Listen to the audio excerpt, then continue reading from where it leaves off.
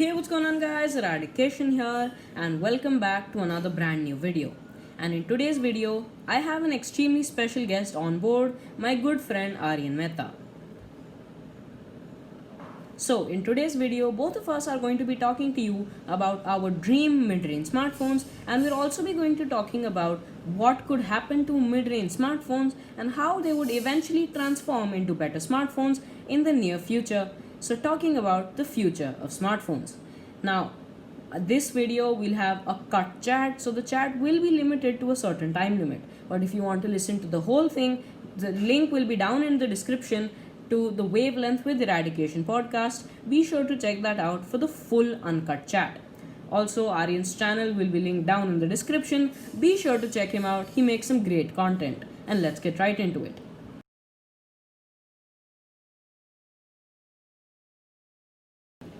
Alright then, here we are with Aaryan Mehta. Hello Aaryan. Hi, how are you doing? All good. Alright, so first let us just talk about what is just generally going on and how you would want or what is your dream mid-range smartphone in the years to come.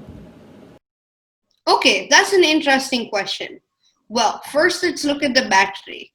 I would go for 4000 mAh battery with 60 watt fast charging, that too wireless, because I believe that wireless charging is the future. We'll go for a triple camera with wide, ultra wide, and macro cameras, because I believe that macro cameras are very useful.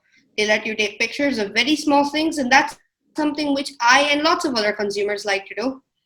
We can go for a super AMOLED display, 90 Hz refresh rate, a notch display, a glass back, IP62 water and dust, and wireless earphones.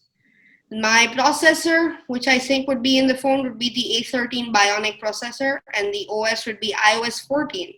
However, there are some tweaks I'd like to make to the OS with some more customizability for the Smart Stack widget and some widgets for more developer-created apps.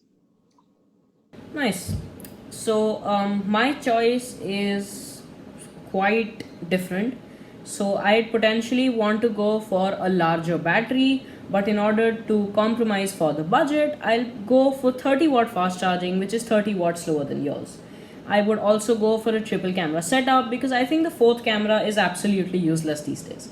So I'll go for a wide and ultra wide and a telephoto camera more than a macro cam, because I think that the little macro cams that we can fit into smartphones right now really aren't up to the mark or really aren't too good in their performance. I would go for a punch hole front facing camera, spending a little bit of my budget there. I would go for a cheaper, more mid range 730G SoC by Qualcomm. I'll have the same glass back and I'll have IP62 water and dust resistance. In the box I'll give a wired earplugs, because I think if people are wanting a wireless earbuds, then they can probably get one from a much better, a much renowned brand which they actually like themselves. I will not be supplying any charger in the box itself because I think wireless charging is definitely the future and that we can save tons of e-waste. And I would be going with stock Android 10.0 with slight icon changes to make it slightly like Oxygen OS. But I think both of our choices are well into the budget and can be considered great. Alright then, what do you think can happen to mid-range smartphones? So we're having really great smartphone come out this year. We had the OnePlus Nord and we had the iPhone SE 2020. I'm pretty sure you like that quite a fair bit. But what do you think can happen to mid-range smartphones in the future? I think that one of the main things that most of the companies are going to try and look at is advanced security. Even till now, there are certain message hacks which allow people to freeze another person's phone so that they can't use it. It becomes like a brick. It's not a phone at all. I think that the developing companies should look at that. Also, I do think that there will be a lot of changes in the cameras. As you mentioned when you were talking about your phone, currently the macro lens is not as good as the macro lenses you can get for a proper camera. I think that they will try and improve that as it will attract more people.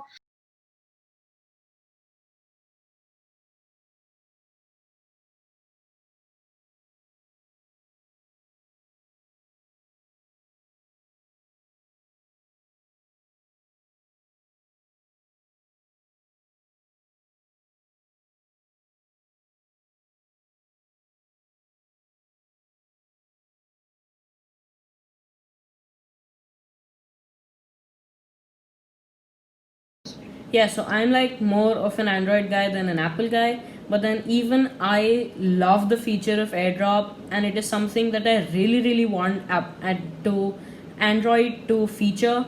I think Google is indeed working on one of them. I am not sure about that, but I think they are, and AirDrop is just really great. And I also think that there should be at least one app which will let you transfer data along a long, long distance, far, far away, and they should be of a higher limit.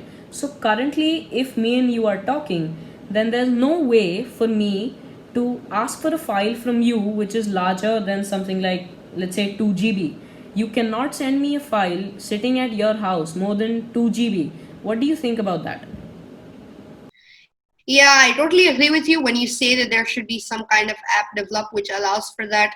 Yeah, there's a lot of things. For example, if we were recording a video and I wanted to send you something that we recorded and it was a pretty long file, it would be difficult for us to transfer it unless we did some sort of, we cut it into pieces and sent it, or we went for something like manual manually sending data across using physical methods of And storage. stuff. That is quite Those, a tedious job. And so, what do you think about wireless charging, let's say?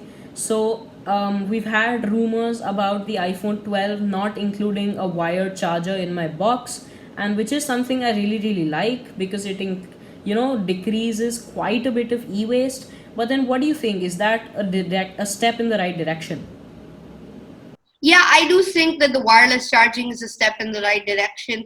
If you look at it, if you have a big enough wireless charger, you can even charge two phones at the same time, which is something which really revolutionizes charging. Right now, lots of people face the problem. I personally do. When there are six phones in the house, some chargers are broken, so you only have two chargers, and everybody has to take turns charging their phones. However, with wireless charging, it becomes much easier. So, yes, I do think that wireless charging is a step in the right direction. Alright, then, that is enough talking about all of that. Let's move on to a slightly different topic, which is you can say iPads. So, Apple has been working a lot on iPads, and iPads are nearly capable of doing everything that a laptop can potentially, including the magic keyboard or the smart keyboard. When you've got that hooked up, I think iPads are just like computers, except for the OS, which is basically you'll get iOS, iPad OS now, and not Windows. What do you say about iPads? I believe iPads are the best tablets out there. And if you look at it, they are very useful. Many people, when they don't have a very good computer or a laptop, they tend to use an iPad for their daily use. Now, iPads can do pretty much everything. They can have their own word processors, note softwares, music, every single thing that you can do in a laptop and a phone, you can do in an iPad, except for maybe directly calling. But now even some iPads are adapted to be able to use SIM cards, so you can even call from them. That basically is a step in the right direction. So, And as per me, what I think about iPads is that Apple has just been making them all over the place. So, originally the function of iPads was to give people one a huge screen, an average camera, nothing too great, and good performance. But now that they've got the same iPhone 11 camera stuff exactly put onto the iPhone 11 with the LiDAR scanner, and I mean, the price has just gone way too up for the iPad Pro. They've also gone for the full corner to corner display, and they've just gone all over the place. Don't you Alright, then, that was it for today's video. I hope you liked our chat with Aaryan Mehta. Once again, his channel is very good. A link to his channel will be at the top of the description down below. Be sure to check his channel out. Continue watching, and if you want to look at our conversation uncut, I will leave a link to my podcast down in the description below, Wavelength with Eradication, where you can listen to the full uncut chat. This is Eradication with Aaryan Mehta signing off, and I'll see you guys next time. Goodbye.